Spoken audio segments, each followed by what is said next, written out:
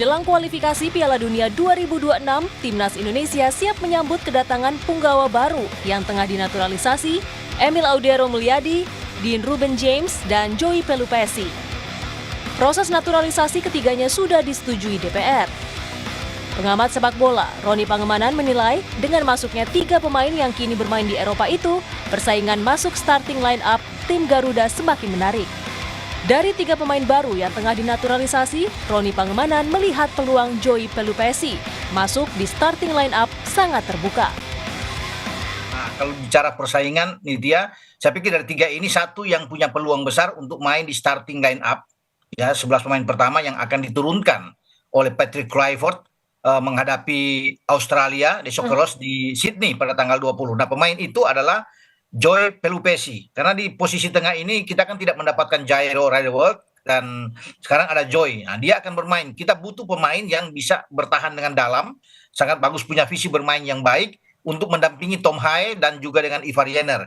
Jika bermain dengan 4-3-3 yang menjadi pakem atau kesukaan bagi Patrick Kluivert dengan sepak bola attacking football, yang lebih menyerang, tentunya lebih terbuka. Nah, Joey yang punya harapan. Nah, bagi Dean James, ini persaingan yang menarik karena dia berada di fullback di kiri.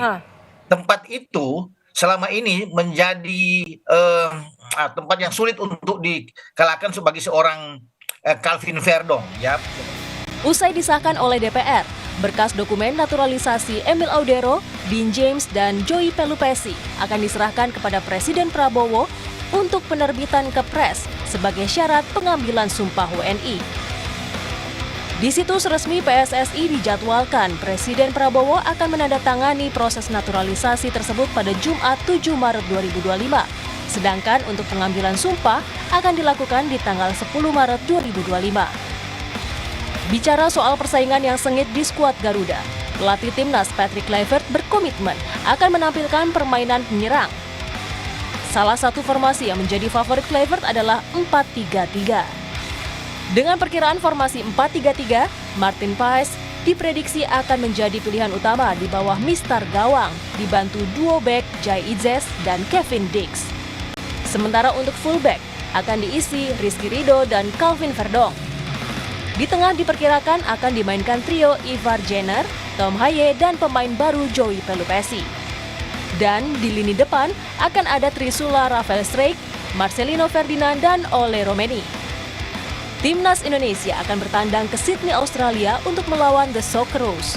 Dilanjutkan kualifikasi Piala Dunia 2026 babak ketiga Grup C Zona Asia di tanggal 20 Maret 2025. Sedangkan lawan Bahrain, Indonesia akan menjadi tuan rumah pada tanggal 25 Maret 2025. Pecinta sepak bola tanah air tak sabar menyaksikan laga tim Garuda untuk merebut tiket lolos Piala Dunia 2026. Bahkan tiket pertandingan melawan Bahrain di Stadion GBK sudah ludes terjual. Tim Liputan, Kompas TV.